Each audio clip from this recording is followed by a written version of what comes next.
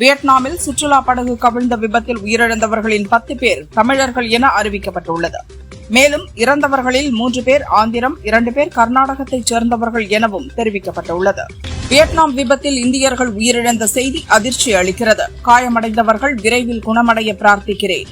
பாதிக்கப்பட்ட குடும்பங்களுக்கு இந்தியா துணையாக இருக்கும் என ஜனாதிபதி திரௌபதி முர்மு தெரிவித்தார். வியட்நாம் படகு விபத்தில் இந்தியர்கள் உயிரிழந்தது வேதனை அளிக்கிறது. இறந்தவர்களின் குடும்பத்தினருக்கு ஆழ்ந்த இரங்கல். காயமடைந்தவர்கள் விரைவில் குணமடைய பிரார்த்திக்கிறேன் என்று துணை ஜனாதிபதி CP ராதாகிருஷ்ணன் தெரிவித்தார். வியட்நாமில் படகு கவிழ்ந்த விபத்தில் இந்தியர்கள் உயிரிழந்த துயரமான செய்தி அறிந்து வேதனை அடைந்தேன். உயிரிழந்தோரின் குடும்பங்களுக்கு ஆழ்ந்த இரங்கல் என பிரதமர் மோடி தெரிவித்துள்ளார். வியட்நாமில் படகு கவிழ்ந்த விபத்தில் தமிழர்கள் உயிரிழந்த செய்தியால் மனவேதனை அடைந்தேன். இறந்தவர்களின் உடலை தமிழகம் கொண்டுவர நடவடிக்கை எடுக்கப்பட்டுள்ளதாக முதல்வர் விஜய் தெரிவித்துள்ளார். வியட்நாம் படகு விபத்தில் பாதிக்கப்பட்ட தமிழர்களுக்கு தேவையான மருத்துவ உதவிகளை வழங்கவும் இந்திய தூதரக உயர் அலுவலர்களுடன் ஒருங்கிணைந்து செயல்படவும் தமிழக அரசு அதிகாரிகளுக்கு முதல்வர் விஜய் உத்தரவிட்டுள்ளார். வியட்நாம் விபத்தில் உயிரிழந்தவர்களின் உடல்களை விரைவில் தமிழகம் கொண்டுவர இந்திய தூதரகம் வாயிலாக நடவடிக்கை மேற்கொள்ள முதல்வர் விஜய் உத்தரவிட்டுள்ளார். வியட்நாம் விபத்தில் உயிரிழந்தவர்களின் குடும்பத்தினருக்கும் உறவினர்களுக்கும் எனது ஆழ்ந்த இரங்கலையும் ஆறுதலையும் தெரிவித்துக் கொள்கிறேன். உயிரிழந்த தமிழர்களின் குடும்பங்களுக்கு தமிழக அரசு அனைத்து உதவிகளையும் செய்யும் என முதல்வர் விஜய் தெரிவித்தார். வியட்நாம் படகு விபத்தில் தமிழகத்தைச் சேர்ந்த 10 பேர் உட்பட 15 இந்தியர்கள் உயிரிழந்த சம்பவம் வேதனை அளிக்கிறது. மருத்துவமனையில் சிகிச்சை பெறுவோருக்கு தரமான சிகிச்சை கிடைப்பதை மத்திய, மாநில அரசுகள் உறுதி செய்ய வேண்டும் என உதயநிதி வலியுறுத்தியுள்ளார். வியட்நாமில் உயிரிழந்தோர் உடல்கள் தாயகம் திரும்புவதற்கும் காயமடைந்தவர்களுக்கு உரிய சிகிச்சை அளித்து நலம் பெற செய்யவும் அந்நாட்டு அரசுடன் ஒருங்கிணைந்து நடவடிக்கைகளை மேற்கொள்ள வேண்டும் என மத்திய, மாநில அரசுகளை எடப்பாடி பழனிசாமி வலியுறுத்தினார். தென்னிந்தியாவின் நைட்டிங்கேல் என அன்போடு அழைக்கப்படும் புகழ்பெற்ற மூத்த பின்னணி பாடகி எஸ். ஜானகி மைசூரில் உள்ள அப்பல்லோ மருத்துவமனையில் காலமானார். அவருக்கு வயது 88. தனது தனித்துவமான குரலால் பல தலைமுறைகளின் இதயங்களை வென்ற பழம்பெரும் பாடகி ஜானகி அம்மாளின் மறைவு மிகுந்த வேதனை அளிக்கிறது. அவரின் மறைவு இந்திய இசை உலகிற்கு ஈடு செய்ய முடியாத பேரிழப்பு என்று முதல்வர் விஜய் தெரிவித்துள்ளார். இசைக்குயில் ஜானகி அவர்களின் மறைவு தமிழக மக்களுக்கும் இந்திய திரைத்துறைக்கும் பேரிழப்பு. காலத்தால் அழியாத பாடல்களை பாடிய அவர் என்றும் நம் நெஞ்சங்களில் ஒலித்துக் கொண்டே இருப்பார் என ஸ்டாலின் தெரிவித்துள்ளார். பல தலைமுறைகளின் இதயங்களை தனது இனிமையான குரலால் வருடிய ஜானகி அவர்களின் மறைவு ஈடு செய்ய முடியாத பேரிழப்பு. அவர் பாடிய கீதங்கள் மக்கள் மனதில் என்றும் நீங்காத இடத்தை பெற்றுள்ளன என்று பழனிசாமி தெரிவித்துள்ளார். இந்த கடினமான சூழலில் நாங்கள் துக்கத்திலிருந்து மீண்டு வர எங்கள் குடும்பத்தின் தனி உரிமையை அனைவரும் மதிக்குமாறு அன்புடன் கேட்டுக்கொள்வதாக எஸ். ஜானகியின் குடும்பத்தின் சார்பில் அவரது பேத்தி அப்சரா தெரிவித்துள்ளார். தன்னுடைய தேனமுத குரலால் தலைமுறையாக மக்களை மகிழ்வித்த ஜானகி அம்மா அவர்களின் ஆத்மா சாந்தி அடையட்டும் என நடிகர் ரஜினிகாந்த் தெரிவித்துள்ளார். விவசாயிகள் பயனடையும் வகையில் வேளாண் பட்ஜெட் இருக்கும். 1.5 லட்சம் விவசாயிகளுக்கு தட்கல் திட்டத்தில் இன்னும் மின்சார இணைப்பு வழங்குவது குறித்து ஆலோசித்து வருகிறோம் என அமைச்சர் வினோத் கூறினார். கோவை மாவட்டம் பொள்ளாச்சியில் இன்று வி தி லீடர்ஸ் அமைப்பின் முதல் மாநாடு போதையில்லா தமிழகம் என்ற தலைப்பில் விழிப்புணர்வு மாநாடாக நடைபெறுகிறது. உலகில் மிக வேகமாக வளரும் பொருளாதாரமாக இந்தியா திகழ்கிறது. உலகம் முழுவதும் உள்ள பல நாடுகள் இன்று இந்தியாவின் டிஜிட்டல் உள்கட்டமைப்பு துறையில் ஆர்வம் காட்டி வருகின்றன என பிரதமர் மோடி பெருமிதம் தெரிவித்தார். நியூசிலாந்து சென்றுள்ள நம் பிரதமர் மோடி தலைநகர் ஆக்லாந்தில் வசிக்கும் இந்திய வம்சாவளியினரின் கலை நிகழ்ச்சிகளை கண்டு ரசித்தார்.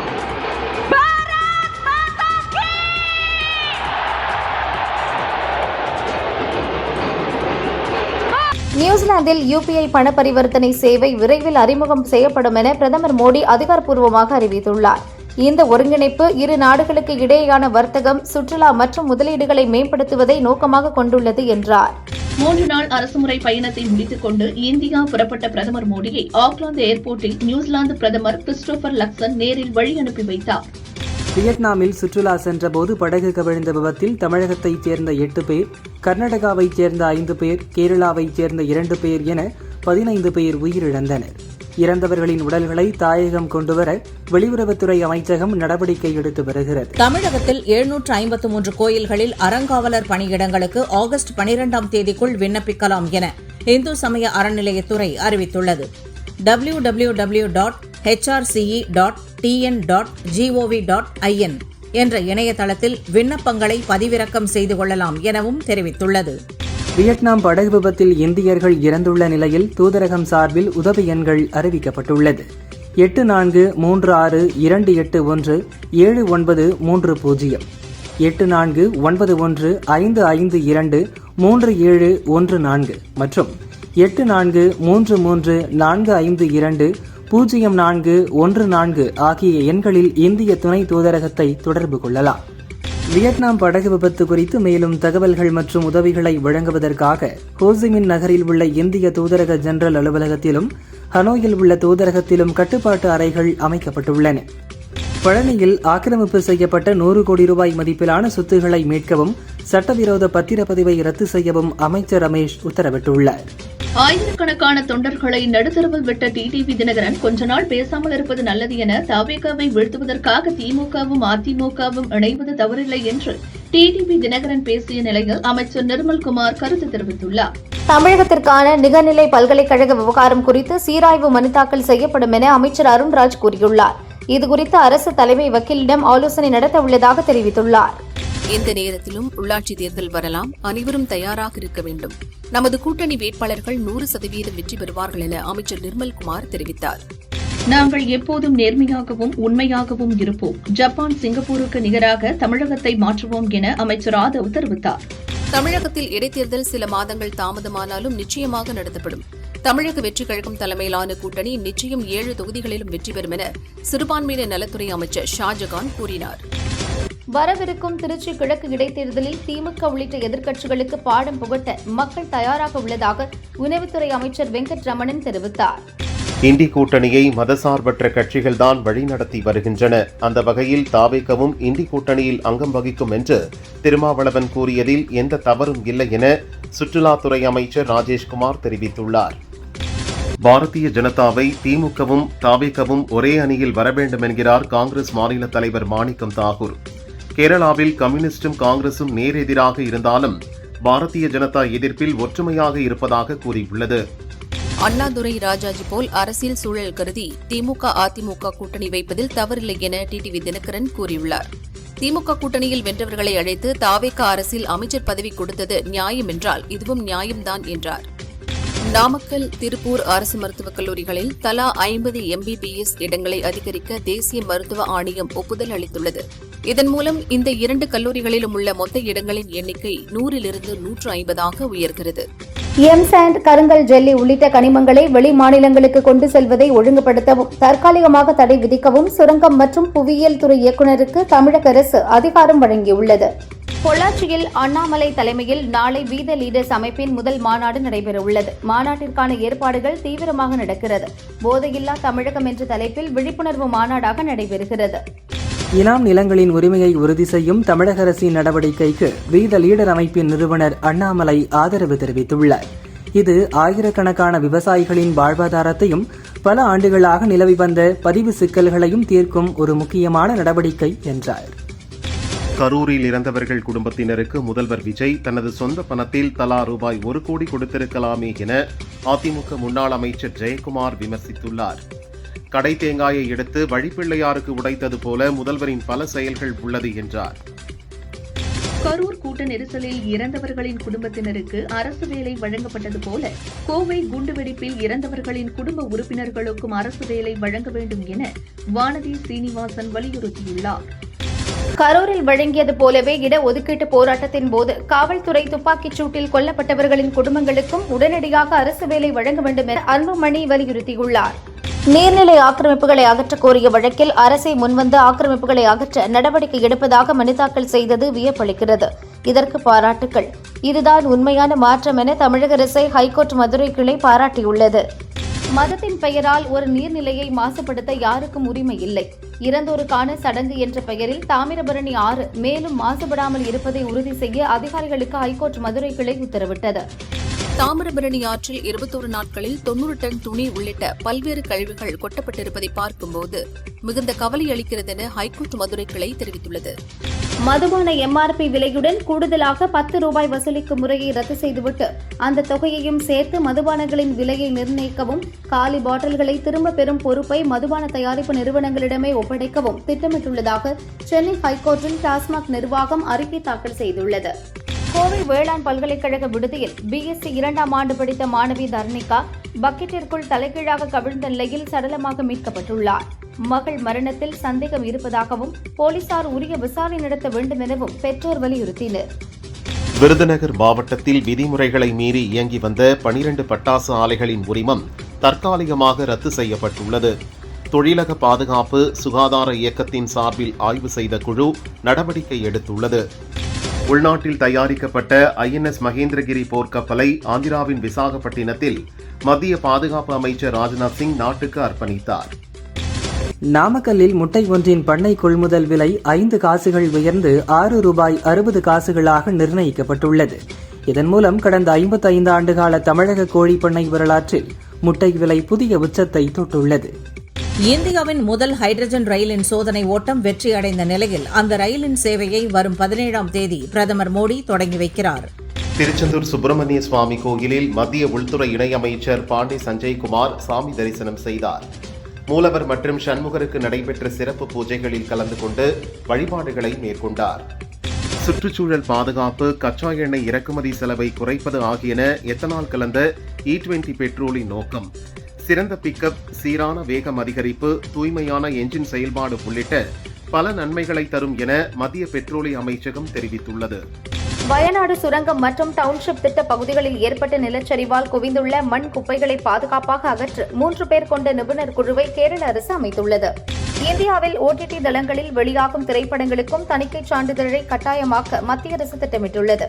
அதற்கேற்ப தகவல் தொழில்நுட்ப சட்டத்தில் திருத்தங்களை கொண்டு வருவது குறித்தும் தீவிரமாக ஆலோசித்து வருகிறது.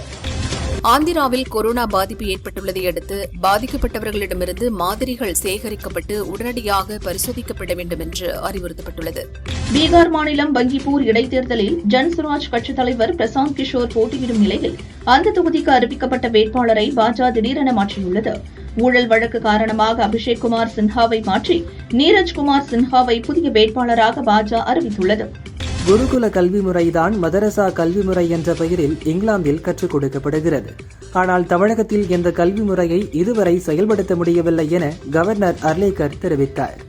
கரூர் மக்களுக்கு எப்படி ஜெட் வேகத்தில் அரசு பணி நியமன ஆணைகள் வழங்கப்பட்டதோ அதேபோல மற்ற அரசு துறைகளில் உள்ள காலி பணியிடங்களை நிரப்புவதிலும் தாவேக அரசு கவனம் செலுத்த வேண்டும் என நயினார் நாகேந்திரன் வலியுறுத்தியுள்ளார்.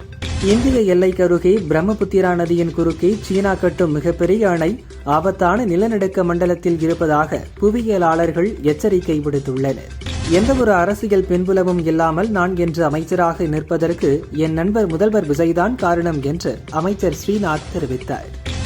2024 லோக்சபா தேர்தல் அலுவலகம் அமைப்பதற்காக பெற்ற 5500 சதுர அடி நிலத்தை ஒப்படைக்க மறுப்பதாக திமுக முன்னாள் அமைச்சர் தாமோ அன்பரசன் மீது ராஜேஷ் சோமசுந்தரம் என்பவர் முதல்வரின் தனிப்பிரிவில் புகார் அளித்துள்ளார்.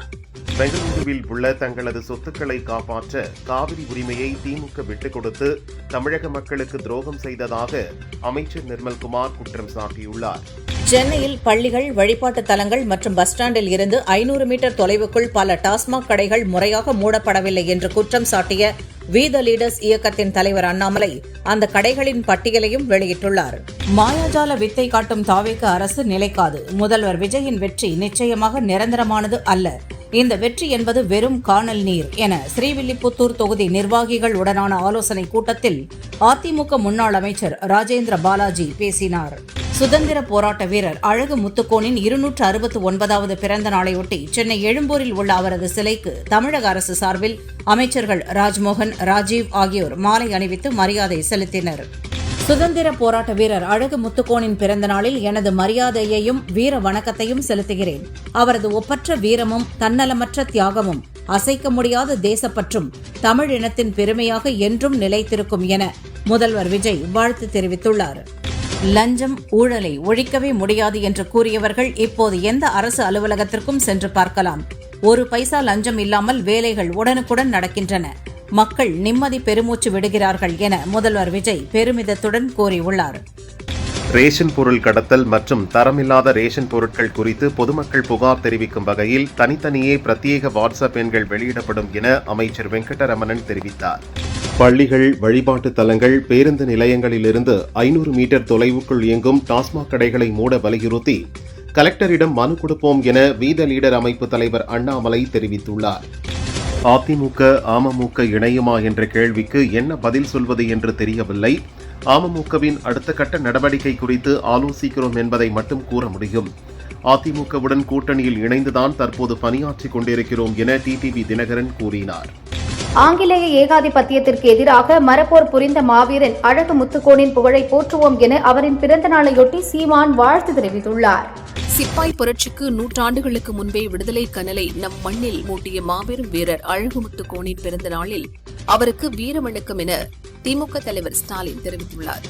வேறு கட்சியில் இருப்பவர்களை மனம் மாற்றாமல் இருக்க வேண்டுமென தாவேகா கட்சியின் மீது புதுச்சேரி தற்காலிக சபாநாயகர் அன்பழகன் குற்றம் சாட்டினார். எந்த இடம் நல்ல இடம், இந்த இடம் ஊழல் இல்லாத இடம் என்று அவர்களுக்கு தெரிந்து வருகின்றனர் என அமைச்சர் ஆனந்த் பதிலளித்தார். வண்டலூர் மீஞ்சூர் வரையிலான வெளிவட்ட சாலையை அடிமாட்டு விலைக்கு தனியாருக்கு வழங்குவது அதிர்ச்சியளிக்கிறது. திமுக அரசில் போடப்பட்ட ஒப்பந்தத்தை தமிழக அரசு கைவிட வேண்டுமென அன்புமணி வலியுறுத்தியுள்ளார். கரூரில் உள்ள முக்கிய கோவில்களுக்கு சொந்தமான 3084 ஏக்கர் நிலங்களின் மீதான பதிவு தடையை இந்து சமய அறநிலையத்துறை விலக்கியுள்ளதற்கு விஸ்வ இந்து பரிஷத் கண்டனம் தெரிவித்துள்ளது. தாவேக அரசு உடனடியாக இந்த தவறான உத்தரவை ரத்து செய்ய வேண்டும் என்று வலியுறுத்தியுள்ளது. திருச்சி கிழக்கு, கரூர், விராலிமலை, பெருந்துறை, அம்பாசமுத்திரம் ஆகிய 5 தொகுதிகளுக்கு இடைத்தேர்தல் அறிவிக்க தேர்தல் கமிஷனுக்கு சென்னை ஹைகோர்ட் தடை விதித்து உத்தரவிட்டுள்ளது. மெட்ரோ ரயிலில் போனில் சத்தமாக பேசினாலோ பாட்டு கேட்டாலோ அபராதம் விதிக்கப்படும் என சென்னை மெட்ரோ ரயில்வே எச்சரிக்கை விடுத்துள்ளது. தமிழகத்தில் முட்டை ஒன்றின் கொள்முதல் விலை நேற்று 5 காசு உயர்ந்து ₹6.55 என்ற புதிய உச்சத்தை அடைந்துள்ளது. இந்த விலை உயர்வு இன்று முதல் அமலுக்கு வந்தது. நீலகிரி மலைப்பகுதிகளில் கடந்த ஒரு வாரமாக மழை பெய்து வருவதால் பவானிசாகர் அணைக்கு தொடர்ந்து நீர்வரத்து அதிகரித்துள்ளது. இதனால் விவசாயிகள் மகிழ்ச்சி அடைந்துள்ளனர். தங்கம் விலை கிராமுக்கு ₹50 குறைந்து 1 கிராம் 13,300 சவரனுக்கு ₹400 குறைந்து 1 சவரன் 1,06,400 விற்பனையாகிறது. வெள்ளி கிராமுக்கு ₹5 குறைந்து 1 கிராம் ₹240 விற்பனை செய்யப்படுகிறது. மகன் இன்பநிதியின் பட்டமளிப்பு விழா லண்டனில் நடைபெற உள்ளது. விழாவில் பங்கேற்க எதிர்க்கட்சித் தலைவர் உதயநிதி துபாய் வழியாக லண்டன் புறப்பட்டார். முதல்வர் விஜய் தமிழக மக்களின் ஆதரவை பெற்று மக்கள் தலைவராக உள்ளார். ஒடுக்கப்பட்ட மக்கள் அனைவரின் ஆதரவையும் பெற்றுள்ளதாக முன்னாள் பிரதமர் தேவகவுடா தெரிவித்தார். திருப்பதி அலிபிரி மலைப்பாதையில் சிறுத்தை நடமாட்டத்தால் பக்தர்கள் அலறி அடித்து ஓடினர். பக்தர்கள் குழுக்களாக செல்ல வனத்துறையினர் அறிவுறுத்தியுள்ளனர். பலத்த காற்றுடன் பெய்த கனமழையால் மன்னார்குடி மாவட்ட அரசு மருத்துவமனையில் மழைநீர் புகுந்தது. நோயாளிகள், பொதுமக்கள் அவதியடைந்தனர். மழைநீரை வெளியேற்றும் பணியில் பணியாளர்கள் ஈடுபட்டனர். தென்காசி மாவட்டம் கடையம் அருகே உள்ள முதலியார்பட்டி பகுதியில் குற்றாலத்திலிருந்து பாபநாசம் நோக்கிச் சென்ற மினி வேன் கவிழ்ந்து விபத்துக்குள்ளானது. ஒருவர் சம்பவ இடத்திலேயே பரிதாபமாக இறந்தார். 10 பேர் படுகாயமடைந்தனர். பழனி அடிவாரத்தில் ₹100 கோடி மதிப்பிலான சொத்தை சட்டவிரோதமாக ஆக்கிரமித்து பத்திரப்பதிவு செய்த தனிநபர்கள், அதிகாரிகள் மீது நடவடிக்கை எடுக்க கோரி காவல்துறையில் அறநிலையத்துறை சார்பில் புகார் அளிக்கப்பட்டுள்ளது. மாமல்லபுரம் ஈசிஆர் சாலையில் உள்ள தனியார் தங்கும் விடுதியில் ஆழ்துளை கிணறு அமைக்கும் பணியின் போது ஏற்பட்ட விபத்தில் உயிரிழந்த மின்சாரம் தாக்கி 4 பேர் பரிதாபமாக இருந்தனர். தமிழகத்தில் ஓரிரு இடங்களிலும் புதுவை மற்றும் காரைக்கால் பகுதிகளிலும் நாளை முதல் 3 நாட்களுக்கு வெப்பநிலை அதிகரிக்கும் என சென்னை வானிலை ஆய்வு மையம் அறிவித்துள்ளது. ஆம்பூர் அருகே பாலாற்று சிறுபாலத்தின் மீது இருசக்கர வாகனத்தில் சென்றபோது பாலாற்றில் 15 அடி ஆழத்தில் தேங்கியுள்ள தோல் தொழிற்சாலை கழிவுநீரில் தவறி விழுந்த வடமாநில தொழிலாளி விமல்குமார் இறந்தார். காரைக்கால் மீனவர்கள் வலையில் சிக்கிய பழங்கால கற்சிலை மாவட்ட நிர்வாகத்திடம் ஒப்படைக்கப்பட்டது. தெலங்கானா மாநிலம் ரங்காரெட்டியைச் சேர்ந்த ராஜ்குமார் போக்சோ வழக்கில் சிறைக்கு சென்று திரும்பினார்.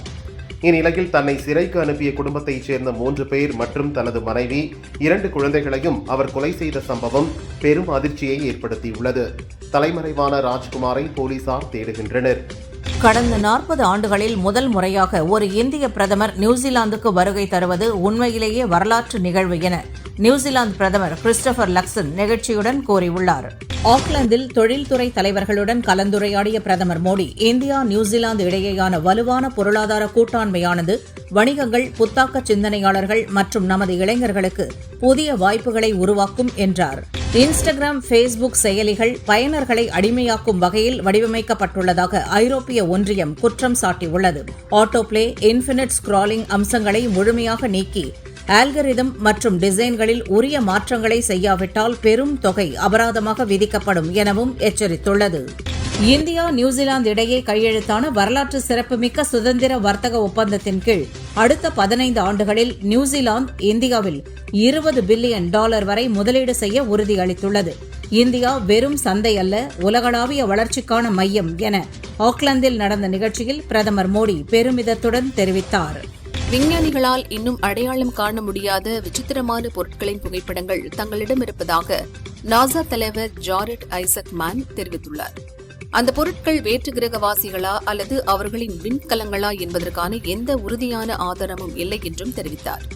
போலந்து நாட்டில் உள்ள தனது பிரம்மாண்ட தொழிற்சாலையின் புல்வெளிகளை பராமரிக்க மெஷின்களுக்கு பதிலாக 100 ஆடுகளை வோக்ஸ்வாகன் நிறுவனம் அதிகாரப்பூர்வமாக வேலைக்கு அமர்த்தியுள்ளது. வெற்றிமாறன் இயக்கத்தில் தனுஷ் நடிக்கும் புதிய படத்திற்கு தமிழ் முருகன் என பெயரிட்டு வீடியோ வெளியிட்டுள்ளனர். சாய் அபயங்கர் இசையமைக்கிறார். இதில் முருகன் வேடத்தில் தனுஷ் நடிக்கிறார். ஏற்கனவே தெலுங்கில் ஜூனியர் NTR நடிக்க திரிவிக்ரம் இயக்கத்தில் கடவுள் முருகன் பின்னணியில் ஒரு படம் உருவாகி வருவது குறிப்பிடத்தக்கது. ஆந்திர மாநில துணை முதல்வரும் நடிகருமான பவன் கல்யாணுக்கு மும்பையில் மருத்துவமனை ஒன்றில் வலது தோளில் அறுவை சிகிச்சை மேற்கொள்ளப்பட்டுள்ளது. 2 மாதங்களுக்கு பின் மற்றொரு தோளிலும் அறுவை சிகிச்சை செய்ய உள்ளார். சமீபத்தில் வெளியான கட்டா குஸ்தி 2 படத்தில் மீனு மிஸ்ஸாக நடித்து கவனம் ஈர்த்துள்ளார் மோக்ஷா. அவர் கூறியதாவது, கட்டா குஸ்தி 2 இவ்வளவு பெரிய வெற்றியாகும் என எதிர்பார்க்கவில்லை. ஒரே இரவில் இந்த அளவிற்கு என்னை பிரபலமாக்கியது இன்னும் என் கற்பனைக்கும் சிந்தனைக்கும் எட்டாத ஒன்றாகவே இருக்கிறது. இந்த படத்திற்காக நான் வேறு எந்த தமிழ் படங்களையும் ஒப்புக்கொள்ளாமல் காத்திருந்தேன். இந்தியாவின் பெரிய சினிமா துறையான தமிழ் சினிமாவில் இணைந்ததை ஆசீர்வாதமாகவே கருதுகிறேன். தமிழ் மக்கள் அன்புக்கு கடமைப்பட்டுள்ளேன் என்கிறார். காஜல் அகர்வால் நடித்துள்ள the India story July 24 pan India படமாக வெளியாகிறது. சினிமாவில் தனக்கான எல்லை பற்றி அவர் கூறியதாவது, சினிமாவில் நெருக்கமான காட்சியில் நடிக்க உடன்பாடு இல்லை. எனக்கான எல்லையை வைத்துள்ளேன். அதை மீறி நடிக்க சொன்னால் என்னை மன்னித்து விடுங்கள், நடிக்க முடியாது என கூறிவிடுவேன். அதேபோல் நீச்சல் உடையிலும் நடிக்க மாட்டேன். நிஜ வாழ்வில் அது என் தனிப்பட்ட விஷயம். அதை திரையில் காட்ட விருப்பமில்லை. சினிமாவில் நமக்கான எல்லையை நாம் தான் தீர்மானிக்க வேண்டும் என்கிறார். புராண இதிகாசமான ராமாயணம் இந்தியில் ராமாயணா என்ற பெயரில் 2 பாகங்களாக பிரம்மாண்ட பட்ஜெட்டில் உருவாகிறது. நிதேஷ் திவாரி இயக்கும் இப்படத்தில் ராமராக ரன்பீர் கபூர், சீதாவாக சாய் பல்லவி, ராவணனாக யஷ் உள்ளிட்டோர் நடிக்கின்றனர். முதல் பாகம் இந்த தீபாவளிக்கு வெளியாகிறது. அதற்கு முன் படத்தின் ட்ரெய்லர் வெளியீட்டு விழாவை ஜூலை 18 டெல்லியில் உள்ள பாரத் மண்டபத்தில் பிரம்மாண்டமாக நடத்த திட்டமிட்டுள்ளனர். கிராமிய திருவிழாக்களில் பாடி வலைதளங்களில் பிரபலமானவர் தென்காசியை சேர்ந்த வில்லுப்பாட்டு பாடகி மாதவி. இப்போது சினிமாவில் பாடுகிறார்.